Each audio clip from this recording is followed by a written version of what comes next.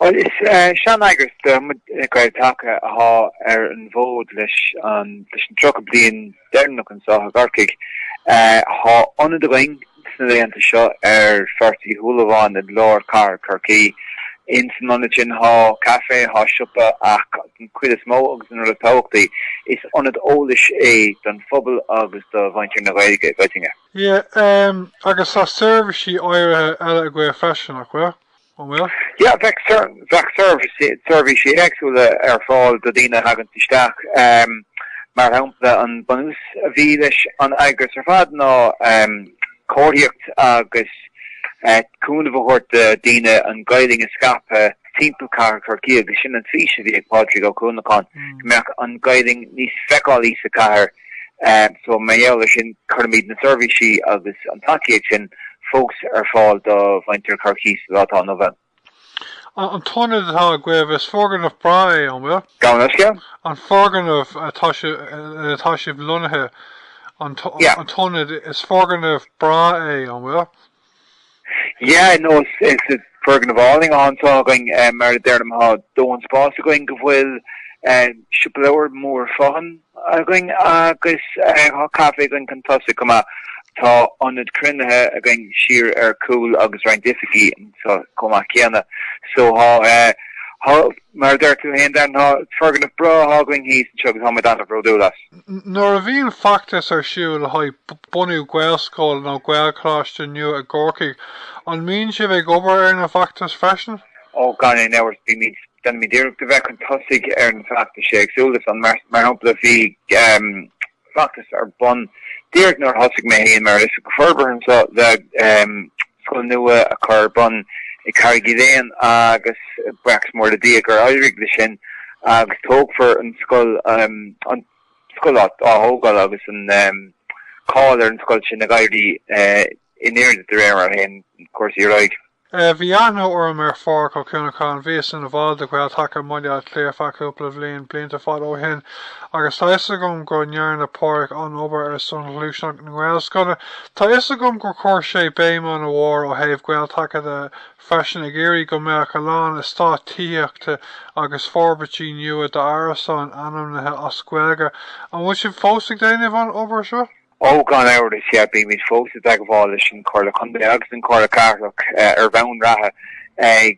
All spraga na cordi exula con land fashion notion akomachiana a tort coon of dove nor a hoshid andam nu estat nua agus diana dainda go will ar light ashukon guiding out ak gemak better than quite a small stop nua fashta as guiding ar fat. Tá gom like muile clia tá lán obair tógála ar siúil tá lán forbartí cóna nua a thógáil an bhfuil mar an tógála ar siúil le Corcaigh?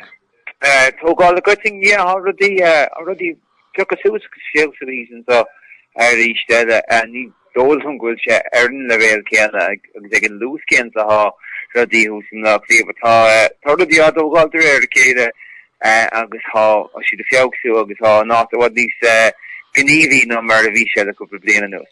Is cuihannom nó raibh Cork Chuanacháin beo bhí líon mhórdaú I Corcaigh agus fiú tipple I le lán chuntathe timppla na tíre anamthe as Gaeilge an bhfuil an líon sort céine anamniu as Gaeilge sa látá nniu an gapan tú? Gan leis go bhar an ábhar sin éis? An bhfuil an líon céine de orbatí nua anamnathe as Gaeilge sa látá nniu an? Is good? It's okay, yeah, like when our Darren being Agavalish and Gorda Gunde Agus and Corcaigh on Raha Agus being sheet on Igoni a lot of either Ashukon new Spraga or Shannon Chan Logan Sukhande Agus Sakar on his Grafred Low Anam crying Agus Anam Gael-Taca Cur na Hastat Agus na Forbartha you know it. Is seaascéile go háirithe I gúga miún tá scata or nó neart wai ceantar cónathe anamthe as Gaeilge tá sé go híonach a bheith taisteal tréideanna chundathe you know. Tá Gradam a gcuibh cuiileh líon freisin Gradam Uí Chuanacháin nach bhfuil? Tá, yeah. An féidir aon ólas a thuirteann faoin Gradam seo agus institún chuntáid gáirí leis? Well, brunter Gradam Uí Chuanacháin bheann blian túil agus níonn sé cólachtaí agus gnólachtaí éagsúla gar Corcaigh agus a gun na Corcaigh a chur na Gaeilge chun caing agus a sppraige úsáid na Gaeilge. Councillor is mú míad na ná an fás a taca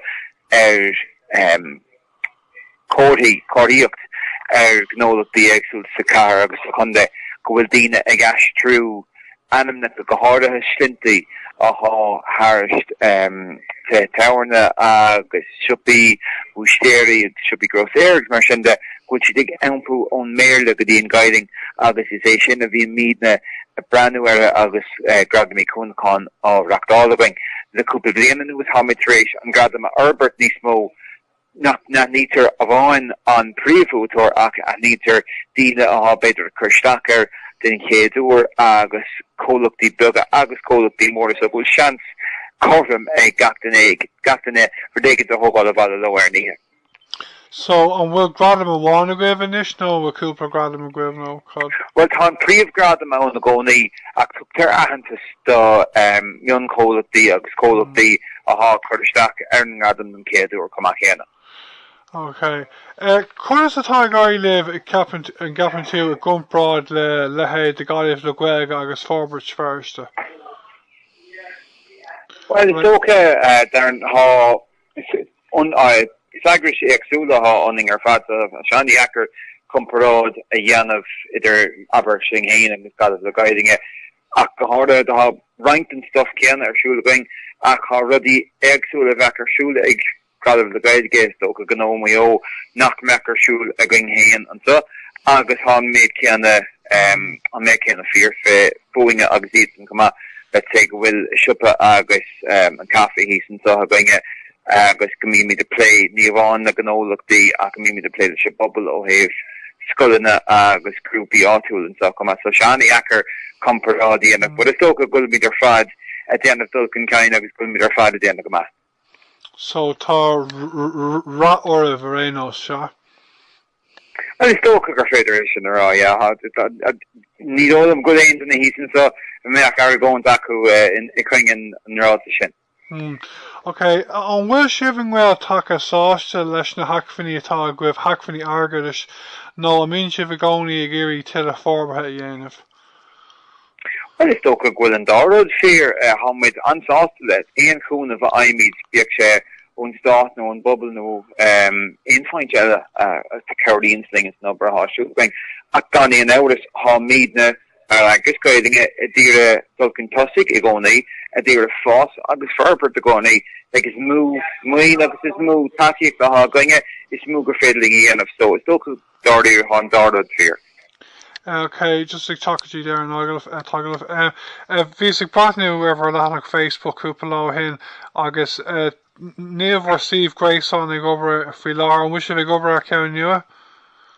Yes, Hamid, Deireadh mun dartha ceann siomh nua agus be sé sin le seola I dro deir an teorig beidir mí meán for Hamid ar bís faoi Hamid a súil go mór leis agus Hamid a súil go meise mar áise goinge tagháil níos mú agus níos minicí I dhéanamh leis an pobl agus go mbeadh aig nua profisiúnta ar líne a going an Ghael-Taca.